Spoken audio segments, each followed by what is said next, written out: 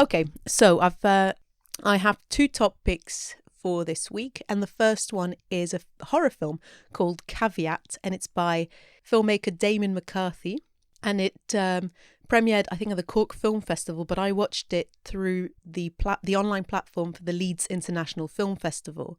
If you like horror, keep an eye out for Damian McCarthy's work. What a strong debut that was.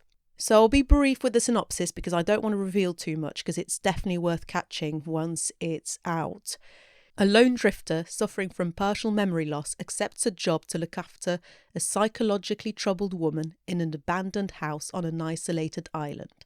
There's no exposition, there's no setup. You literally start the film with this slightly dishevelled looking guy with a beard who sat in his kitchen, and there's what looks like a second-hand car salesman trying to make a deal with him and asking him to go look after his niece in this abandoned house, because something's happened to her parents, so she needs looking after. It's very unclear when it starts why exactly they're doing this deal, what's the relationship between the two people, why on earth he's asking this of someone who looks so in need of care and looking after himself. But presumably there is money involved, and I think he does say, I will pay you £200 a day to do this.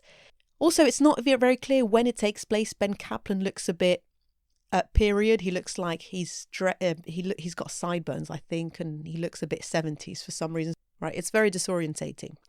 I didn't really look at the synopsis or anything really before watching it, and it was incredibly eerie. There was a powerful sense of impending doom that just hovered over the entire film from the very start to the very end of it. What I think I especially appreciated was the director's very, very strong attention to detail. The cinematography is fantastic. The set pieces are wonderful. The way he's dressed that house. So I can't recommend this enough. It's really worth looking out for when it comes out, hopefully on the big screen or via VOD. The performances are also really strong. So aside from Ben Kaplan, you've got Jonathan French, who is the lead character.